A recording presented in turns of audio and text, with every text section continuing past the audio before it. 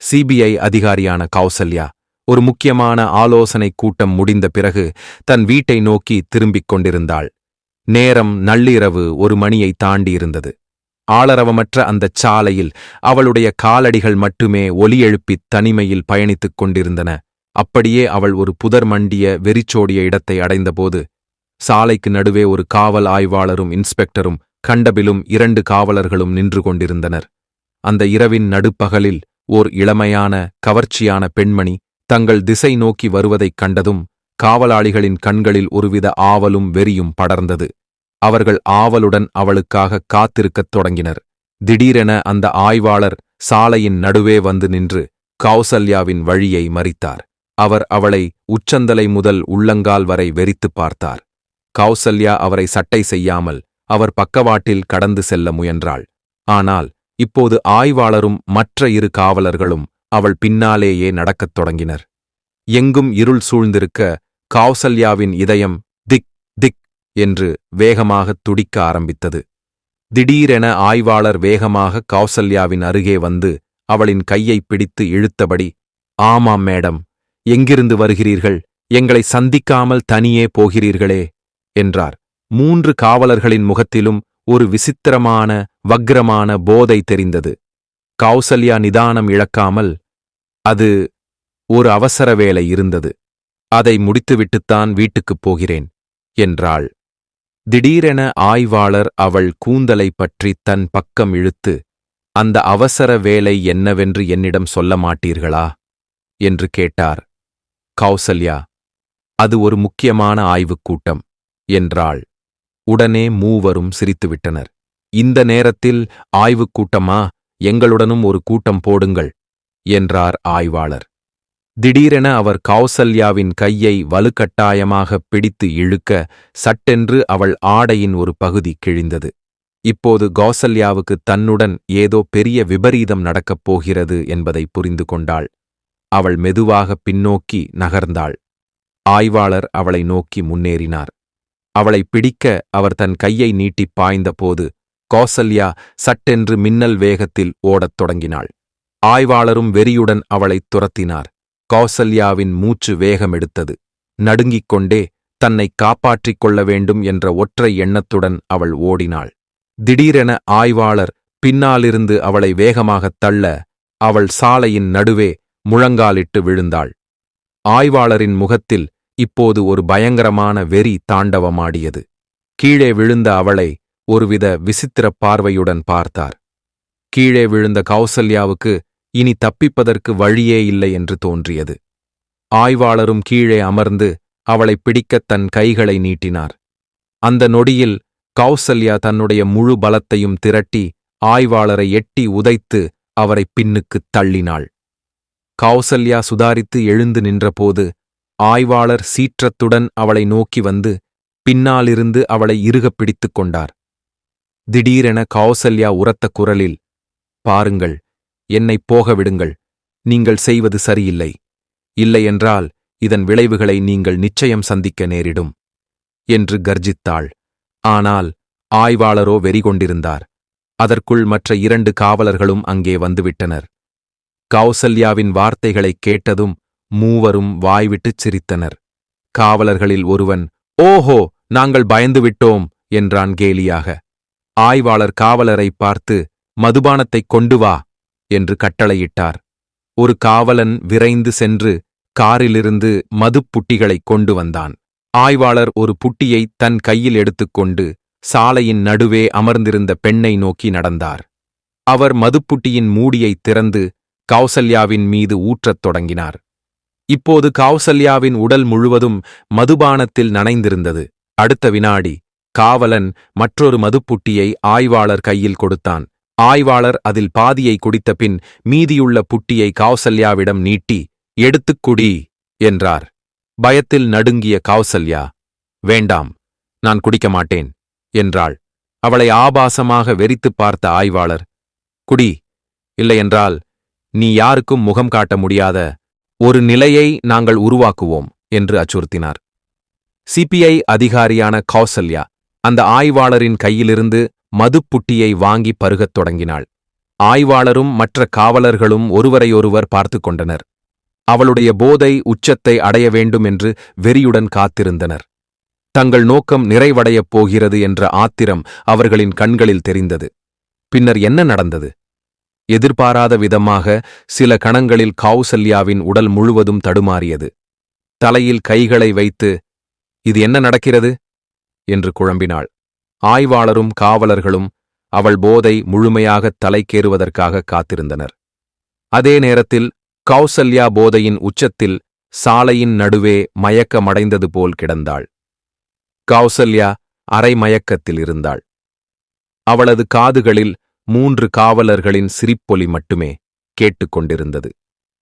திடீரென ஆய்வாளர் அவள் அருகே குனிந்து அவளது முகத்தை கூர்ந்து பார்த்தார். அவளுடைய கூந்தல் இழையொன்றை தன் விரல்களால் சுழற்றிக் கொண்டே புன்னகையுடன், "ஆ, இப்போதுதான் சுவாரஸ்யமாக இருக்கும்" என்றார். இப்போது மற்ற 2 காவலர்களும் அருகில் வந்துவிட்டனர். அவர்களின் கண்களில் வேட்கையும் உடலில் மிருகத்தனமான ஆவலும் தெரிந்தது. ஆய்வாளர் முன்னேறி கௌசல்யாவின் கன்னத்தை தொட முயன்றபோது சிக்சிங் என்ற பலத்த ஓசையுடன் ஓர் அதிர்ச்சி ஏற்பட்டது. கீழே கிடந்த மது புட்டியை கௌசல்யா திடீரென எடுத்து தன்னுடைய முழு பலத்துடன் ஆய்வாளரின் தலையில் ஓங்கி அடித்தாள். ஆய்வாளரின் கண்களுக்கு முன் இருள் பரவியது. அவரது நெற்றி உடைந்து இரத்தம் கொட்டியது. அவர் தடுமாறியவாறே அங்கேயே கீழே விழுந்தார். 2 காவலர்களும் ஒரு நொடி அதிர்ச்சியில் உறைந்து போயினர். போதையில் இருந்தும் விழுந்தும் எழுந்தும் நடுங்கிக் கொண்டே கௌசல்யா எழுந்து ஓடத் தொடங்கினாள். அவளுக்கு தலை சுற்றியது, கால்கள் தடுமாறின. ஆனால் உயிர் பிழைக்க வேண்டும் என்ற வெறியுடன் முழு வேகத்தில் ஓடினாள். கீழே விழுந்த ஆய்வாளர் காவலர்களை பார்த்து கத்தினார், "என்ன பார்க்கிறீர்கள்? பிடியுங்கள் அவளை. அவளுக்கான தண்டனை இனிமேல் கண்டிப்பாக கிடைக்கும்." ஒரு காவலன் மின்னல் வேகத்தில் அவளை நோக்கி ஓடினான். கௌசல்யா சிறிது தூரம் சென்றபோது அந்தக் காவலன் அவளின் கையை பிடித்து விட்டான். ஆய்வாளர் ஆத்திரத்துடன் ஓடி வந்தார். அவரது கண்களில் இப்போது மிருகத்தனமான சிவந்து போயிருந்தன. காவலன் பிடியிலிருந்து கௌசல்யாவை இழுத்து தன் அருகே கொண்டு வந்து அவள் காதருகே கர்ஜித்தார், "நீ என்னுடன் விளையாட நினைத்தாய் அல்லவா? இப்போது உனக்கான தண்டனை இன்னும் அதிகமாகிவிட்டது." கௌசல்யாவின் மூச்சு திணறியது. அவள் முற்றிலும் உதவியற்றவளாகத் தெரிந்தாள். ஆய்வாளர் அவளை கையை பிடித்து இழுத்துக்கொண்டு தனது காரை நோக்கிச் சென்றார். மற்ற 2 காவலர்களையும் பார்த்து, "நீங்கள் இங்கேயே இருங்கள். இனி நான் செய்ய வேண்டியதை நான் மட்டும் செய்வேன். என் உண்மையான அதிகாரத்தை இவளுக்குக் காட்டுகிறேன்" என்றார். 2 காவலர்களும் சத்தமாகச் சிரித்தனர். கௌசல்யா தன்னை விடுவித்துக் கொள்ளப் போராடினாள். ஆனால் ஆய்வாளர் இன்னும் உறுதியாக அவளை பிடித்து இழுத்து காரின் அருகே கொண்டு வந்தார். இனி தனக்கு ஏதோ தவறாக நடக்கப் போகிறது என்பதை கௌசல்யா புரிந்து கொண்டாள். ஆய்வாளர் கார் கதவை திறந்து திடீரென கௌசல்யாவை உள்ளே தள்ளினார். இரவின் கடைசி பொழுதில் ஆளரவமற்ற சாலை, காருக்குள் இளம் அழகான கௌசல்யா தன் பழிவாங்கும் வெறியையும் மனத்தின் தீய ஆசையையும் தணித்துக் கொள்ளத் துடிக்கும் ஆய்வாளர். திடீரென ஆய்வாளர் காரின் கதவை வேகமாய் அடைத்து தானும் உள்ளே நுழைந்தார். அவரது கண்களில் ஒரு காட்டு மிராண்டித்தனம் மின்னியது. மூச்சில் மதுவின் துர்நாற்றம். அவர் முன்னோக்கிச் சாய்ந்து கௌசல்யாவின் தாடையை இறுக்கமாக பிடித்துக் கொண்டார். "இப்போது பார்ப்போம் உன் ஆணவம் எங்கே போகிறது என்று. எல்லோர் முன்னிலையிலும் என்னை கேவலப்படுத்தினாய். இப்போது உனது கதறல்தான் எனக்கு வெற்றியாக இருக்கும்" என்று இடிபோல் உருமினார். கௌசல்யாவின் கண்களில் கண்ணீர் கோர்த்தது.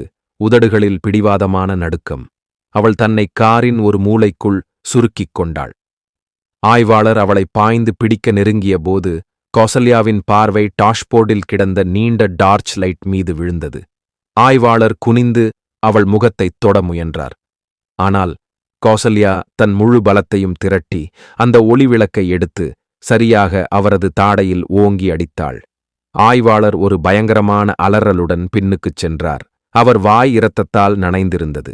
கௌசல்யா ஒரு கணம் கூடத் தாமதிக்காமல் கதவைத் திறந்து வெறித்தனமாக ஓடத் தொடங்கினாள். இரவின் அமைதியான சாலையில் செருப்பில்லாத கால்களுடன் ஓடினாள். பின்னால் ஆய்வாளர் பைத்தியக்காரனைப் போல் திட்டியவாறு அவளைத் துரத்தினார். கௌசல்யாவின் மூச்சு வேகமெடுத்தது. அவளின் கால்கள் காயமடைந்திருந்தன. பின்னால் ஆய்வாளரின் கனத்த குரல் எதிரொலித்தது. ஓடிப்போ, ஆனால் இன்று நீ என் கையிலிருந்து தப்பவே முடியாது. அந்த இளம்பெண்ணை பிடிப்பதற்காக அவர் வெறியுடன் துரத்தினார். கௌசல்யா சுற்றுமுற்றும் பார்த்தாள். சாலையின் ஓரத்தில் ஓர் பழைய வாயில் தென்பட்டது. அது பாதி திறந்திருந்தது. உள்ளே இருள் மட்டுமே இருந்தது. அது ஒரு பழைய பாழடைந்த தொழிற்சாலையாக இருக்க வேண்டும். அவளது கால்கள் தானாகவே அந்த திசையில் திரும்பின. தடுமாறியவாறே உள்ளே நுழைந்தாள்.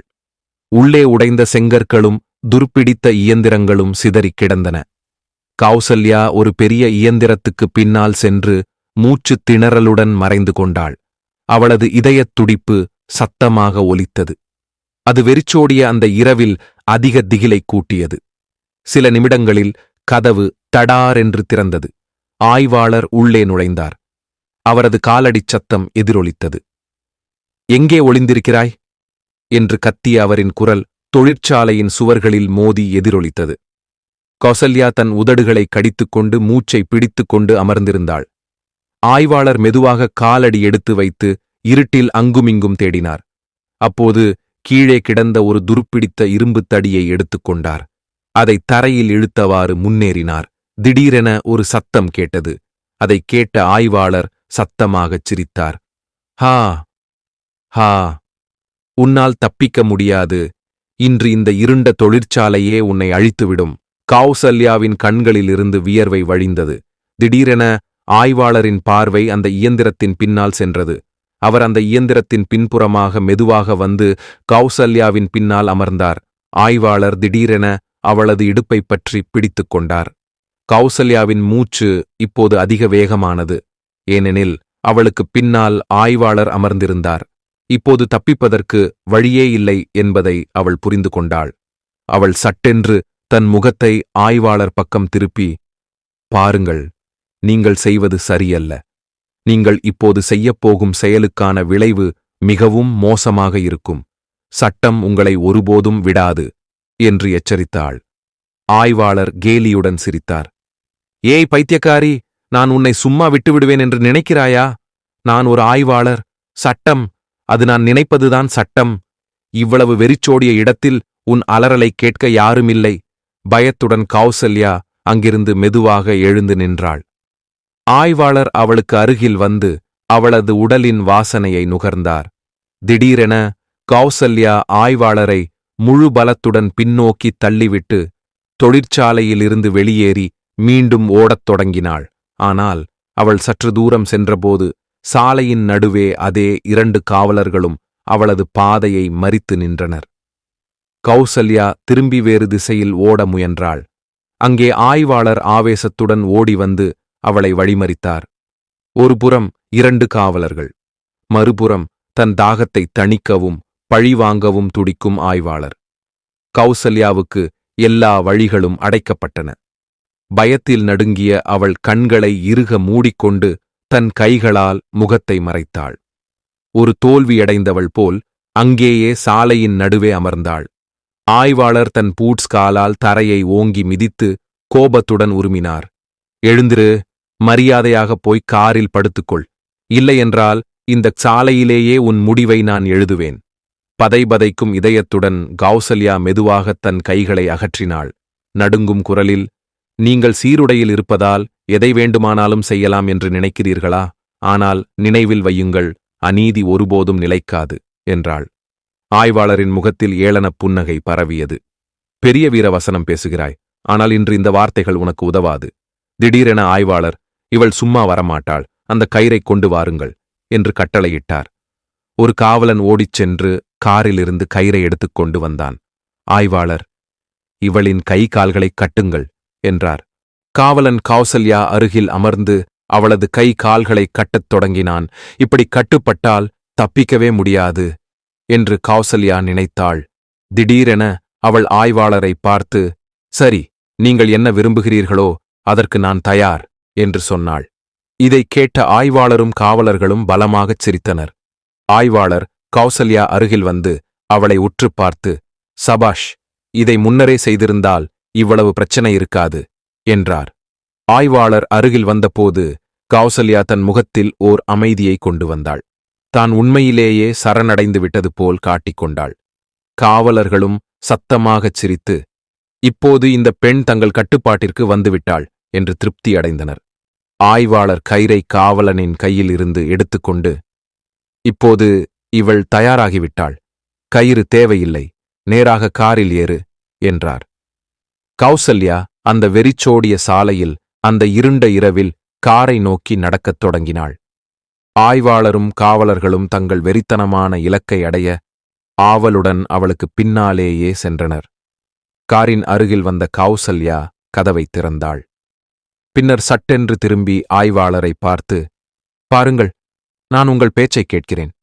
ஆனால் மீண்டும் சொல்கிறேன், இதன் விளைவு உங்களுக்கு மிக மோசமாக இருக்கும் என்று அழுத்தமாகச் சொன்னாள். ஆய்வாளர் கேலியான புன்னகையுடன், ஹா, விளைவு? இப்போது உன் விளைவு எங்கள் கைகளில்தான் உள்ளது. வேறு எந்த விளைவைப் பற்றியும் கவலைப்பட வேண்டாம் என்றார். காவலர்கள் சிரித்துக்கொண்டு ஒருவரையொருவர் பார்த்தனர். கௌசல்யா மெதுவாக காரின் உள்ளே காலை வைத்தாள்.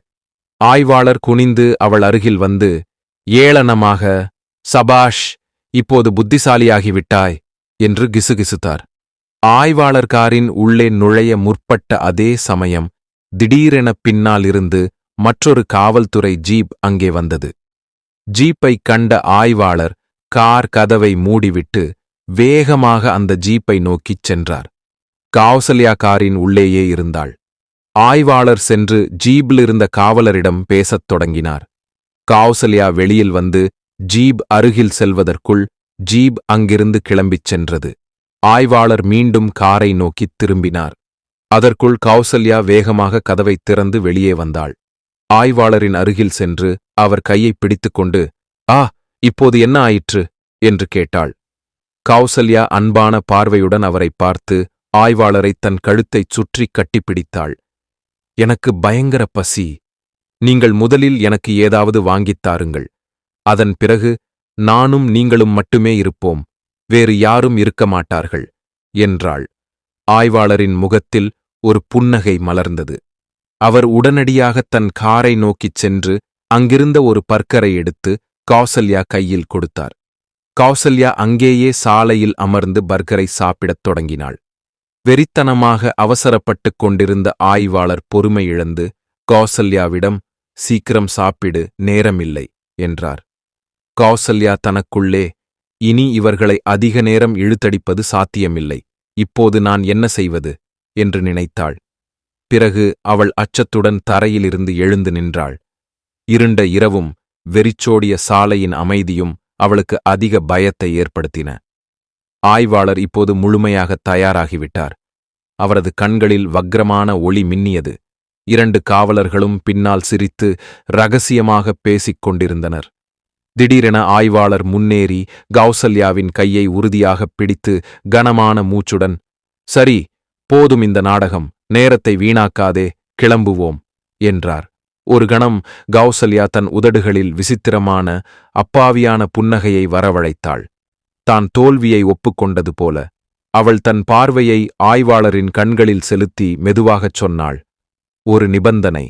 ஆய்வாளர் நின்றுவிட்டார். நிபந்தனையா?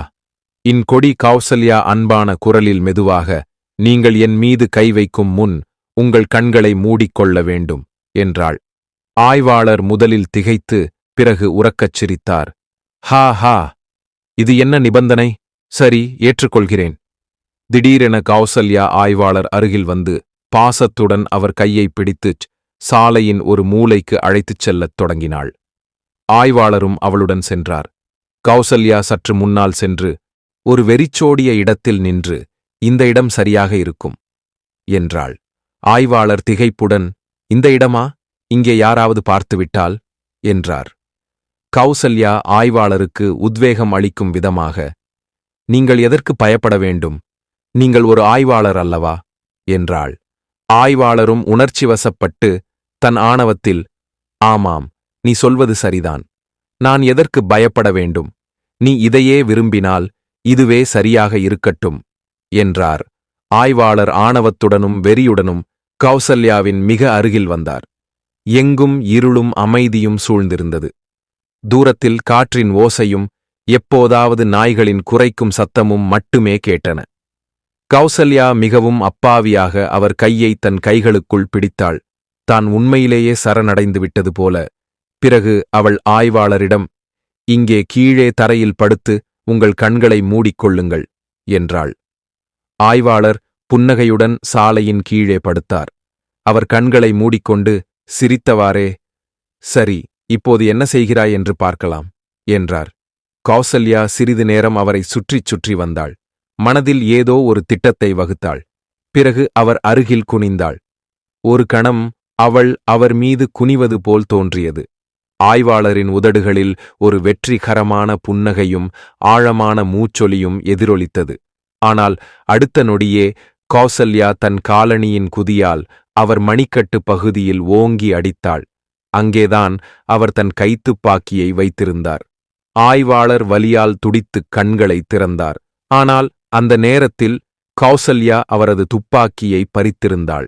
ஆய்வாளர் எழுந்து சாலையின் நடுவே அமர்ந்து, இது என்ன ஏமாற்று வேலை செய்தாய் நீ என்றார். அதே சமயம் கௌசல்யாவுக்கு தன் வேலை இன்னும் முடியவில்லை என்று ஒரு நினைப்பு வந்தது. அவள் முகத்தில் புன்னகையை வரவழைத்து ஆய்வாளர் அருகில் சென்று அமர்ந்தாள்.